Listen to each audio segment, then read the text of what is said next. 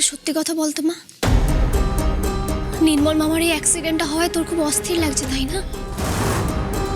তোর মনের মধ্যে যেন একটা ঝড় উঠেছে। মোটেই না।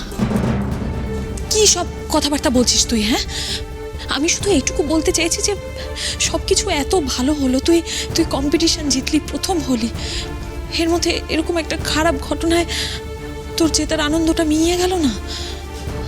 এর থেকে যদি আরো খারাপ কিছু হয় তাহলে। শোন না ফরিন, তুই অভ্রকে একবার জিজ্ঞেস কর না যে উনি কেমন আছেন। খবর নিয়েছি মা, মামা একদম ভালো নেই। ভালো নেই মানে? উনি বাঁচবেন তো? জানি না, এখানে থাকলে হয়তো সত্যি বাঁচবে না, তাই ব্যাংকবাবু আর বাকিরা সবাই মামাকে নিয়ে কলকাতায় যাচ্ছে। আমাদেরকেও কলকাতায় যেতে হবে মা, তাড়াতাড়ি আয়।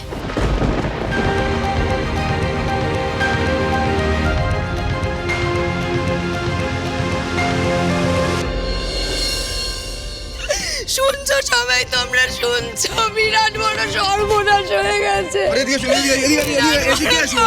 আরে কি হয়েছে বলবে তো? কি হয়েছে? কি কাঁদছো কেন তুমি? কি হয়েছে? নাকেতে বলো না কি হয়েছে? শেষ পর্যন্ত কপালে এটাই ছিল। কি কপালে ছিল? দাদা, ও দাদা, দাদাকে বলো। ও দাদা, আরে শান্ত হও, কি হয়েছে পরিষ্কার করে বলো। অ্যাক্সিডেন্ট দাদা, দাদা মনির কি বলছো তুমি? নির্মল মামা অ্যাক্সিডেন্টে একেবারে বড় বৌমা, কি কথা বলছো তুমি? সবসময় সমাচার চাও, একদম চুপ করে থাকবে। আমাকে বলো তো, নির্মলের অবস্থাটা কিরকম সেটা বলো। অ্যাক্সিডেন্টটা হলো কি করে? আগে বসা। বসো, জল নিয়ে এসো। হ্যাঁ, বসো। বলার আগেই চলে জল খাওয়া, বুঝলি? জল খাওয়া। আরে জলটা নিয়ে এসো না। দাও জল দাও। শান্ত হও, শান্ত হও। জল খাও। হ্যাঁ, জলটা খেয়ে নাও। এবার শান্ত হও, আমাকে বলো তো অ্যাক্সিডেন্টটা হলো কি করে? জানি না দাদা, জানি না। বৌদি বললো দাদামণি নাকি দিক বিদিক জ্ঞান শূন্য হয়ে রাস্তা দিয়ে দৌড়চ্ছিল। সেই সময় একটা গাড়ি এসে দাদাকে মেরে দিয়েছে।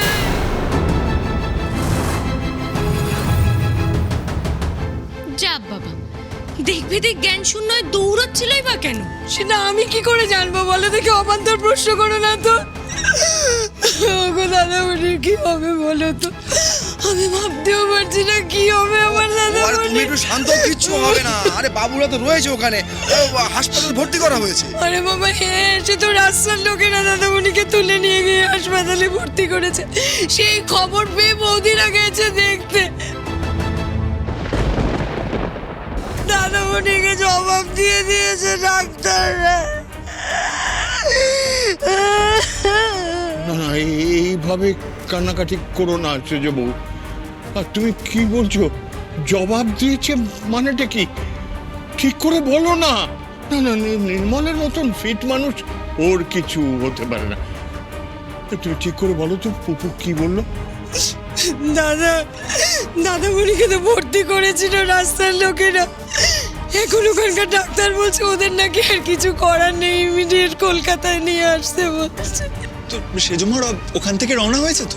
হ্যাঁ, ওরা গাড়িতে আসছে আর দাদামণিকে অ্যাম্বুলেন্সে করে নিয়ে আসা হচ্ছে। তুমি কি এখানে বসে থাকবে? চুপ করে যাও না একবার, যাও কি দেখো কি হলো আমার। আরে যাবো তো, কিন্তু কোথায় যাবো সেটা তো জানতে হবে। তুমি যে বললে যে বাবু রওনা দিয়েছে, একটা কাজ করো না, বাবুকে একটা ফোন করে নাও, জেনে নাও কোথায় আছে ওরা। এই যা ফোনটা, এই তো দাও ফোনটা। এই দেখ, তুই বৌদিকে সামলা, আমি ফোন করছি। আরে ঠিক আছে, কেঁদো না, দাঁড়াও, একটা ব্যবস্থা হবে।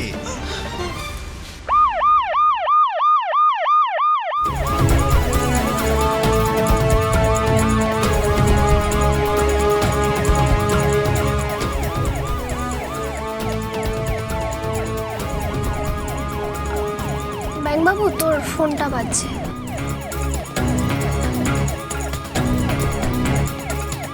ও আসলে সাইলেন্টে ছিল, খেয়াল করিনি। ছোটকা ফোন করছে। হ্যাঁ ছোটকা বলো। হ্যাঁ রে বাবু, কি শুনলাম? নির্মলদার নাকি বাজে অ্যাক্সিডেন্ট হয়েছে। হ্যাঁ ছোটকা। আমাকে এক্স্যাক্টলি কি হয়েছে আমাকে বল প্লিজ। আরে দাও না, আমি কথা বলছি তো, প্লিজ কথা বলতে দাও।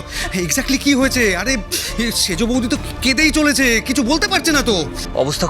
অবস্থা খুব ক্রিটিক্যাল। নির্মল মামার সেন্স নেই। আমরা নিয়ে আসছি নির্মল মামাকে, কলকাতায় ভর্তি করতে হবে।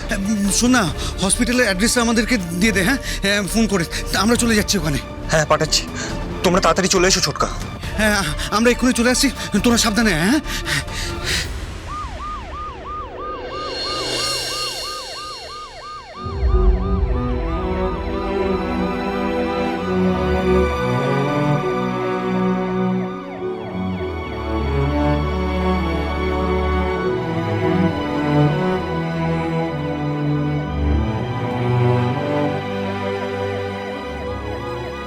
কি বললো ঠাকুরপো? কি বললো ও ঠাকুরপো? কি বললো? দাদামণি সেন্স আছে, দাদামণি কথা বলতে পারছে। ও দাদা কি বললো দাদা? একটু শান্ত হও, আমার কথা শোনো। এত চিন্তা কেন করছো? আরে বাবা, ওকে তো কলকাতায় নিয়ে আসছে, বাবু সঙ্গে রয়েছে, ভালো হাসপাতালে ঠিক দেবে, সব ঠিক হয়ে যাবে। কিচ্ছু ঠিক হবে না দাদা, কিচ্ছু ঠিক হবে না। আরো কি কি খারাপ হবে সেটাই আমি ভাবছি। কি কি খারাপ হবে ঈশ্বর, আর কি কি ঠিক করে রেখেছেন। আপনি তো এক্ষুনি বকা শুরু করবেন আমাকে। ওই ফড়িং এর জন্য একটার পর একটা এই বাড়িতে অঘটন ঘটে চলেছে।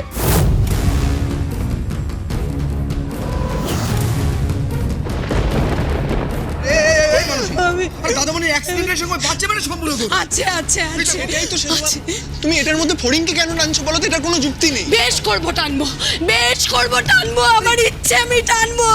আমি ঠিক কথা বলছি, কেউ আমাকে কোনো কথায় বাধা দিবি না। আমি যা বলছি একদম ঠিক বলছি। ফড়িং একটা অশুভ মেয়ে। শুনিসনি আমার দাদামণিকে কিভাবে বদনাম করেছে, কিভাবে অভিশাপ দিয়েছে? ওর জন্য আজকে এই সমস্ত কিছু হলো। ওর জন্য, ওর অভিশাপে। একটা বেয়াদব বদমাইশ মেয়ে, ওকে আমি পেলে না। মানে চুপ করো। তোমার নিজের মনে কষ্ট হচ্ছে বলে অন্যের নামে যাতা বলবে, তাতে তোমার কষ্টটা কমবে? যাতা আমি বলছি না দাদা, আপনি খুব ভালো করে জানেন যে আমি যাতা বলছি না, আমি একদম ঠিক কথা বলছি। এটাই ঠিক যে আজকে ওর জন্য আমার দাদা আজকে মৃত্যুর সঙ্গে লড়াই করছে, মৃত্যুর সঙ্গে। ও একটা অলক্ষণে মেয়ে, অলক্ষণে। দিদিভাই একদম ঠিক কথা বলে, ঠিক বলে। আমি দিদিভাইয়ের সাথে একমত। দেখবেন দাদা, ওই মেয়ের জন্য আমাদের এই পরিবার না ধ্বংস হয়ে যাবে। একটার পর একটা এরকম বিপদ চলতেই থাকবে। ওই মেয়েকে আমি কিছুতেই এ বাড়িতে আর ঢুকতে দেবো না। আমি একদম ঠিক করে ফেলেছি। ও একবার ঢুকবার চেষ্টা করে দেখুন আমি কি করি। ওকে আমি যদি ঘাড় ধাক্কা দিয়ে বের না করে দিয়েছি, তাহলে আমার নাম মানুষই না। আজকে ওর জন্য আমার দাদামণি, আরে মানুষ তুমি পাগল হয়ে গেলে নাকি? কিছু হলে পড়ে যাবে কি? তুমি যাও না, সামনে যাও। আরে আস্তে, কি পাগল হয়ে গেলে? বড়দা বলছি, মানে এখন কি করা যায় বলো তো? কি করছে? কেউ আসল কথাটা নিয়ে তো কোনো কথা বললো না। হঠাৎ করে অ্যাক্সিডেন্টটা হলো কেন? নির্মল মামা গিয়েছিল তো টুর্নামেন্ট অ্যাটেন্ড করতে, সেখানে না থেকে উদয় বা হয়ে গেল কেন? খুব কনফিউজিং। আর রাস্তা দিয়ে ওভাবে দৌড়াচ্ছিলই বা কেন? ব্যাপারটার মধ্যে রহস্য কিছু একটা তো আছে, সেটা জানা দরকার। বলা যায় না কোন ইনফরমেশন কখন কাজে লেগে যায়।